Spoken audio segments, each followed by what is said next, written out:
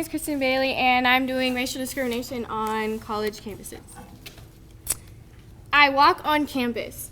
Others don't think I belong, that I won't be here for long. Like my education isn't as important as the others who get sent. Mommy and daddy pay for their rent. I feel the tension and it isn't fun, not accepted and shunned. I walk real slow wherever I go. The color of my skin supposedly can determine who I am as a person. Racial discrimination is real. It is the unfair and differential treatment to an individual based on their racial categorization.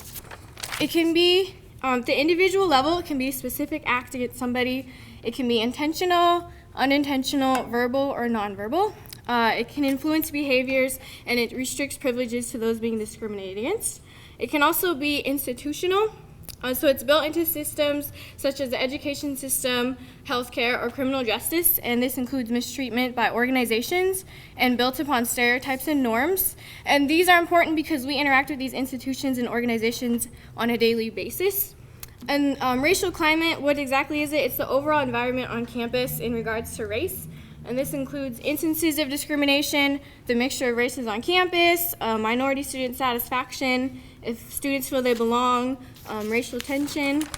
And so my research question was, how does racial climate affect perceived racial discrimination on college campuses? And I did an online survey that asked UW students their questions on perceptions of campus climate, on academic experience, and various personal information. So important things, background is pre-college environment, so what exposure did they have to diversity before entering college? This can include neighborhoods or schools, their overall community, and as well as interactions and relationships they've had with people.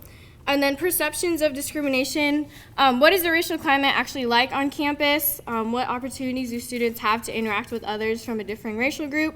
How satisfied is the student? And whether or not racial discrimination is seen as taboo, as well as the actual experiences of discrimination, everyday racism where students encounter prejudice and discrimination on a daily basis that affects their social interactions. It can be seen as a progression, and it can also affect a student's health.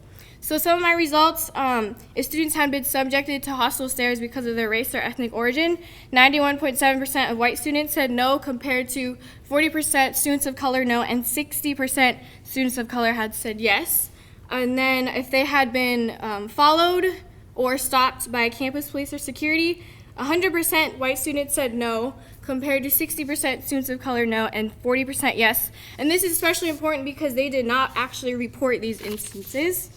Another important question, I encounter offensive actions are directed at my race. 50% students of color said daily, weekly, or monthly.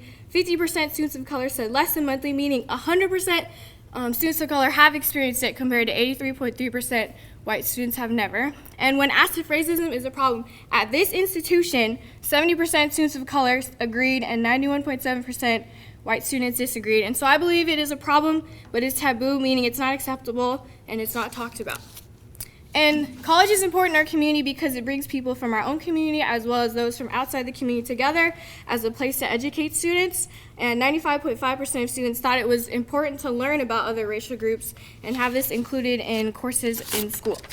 And when asked if it was important to learn to work in a racially diverse work environment, 68.2% said it was very important, 27.3% said somewhat important, and 4.5% said not important. So a major implication, this is a major implication for employment.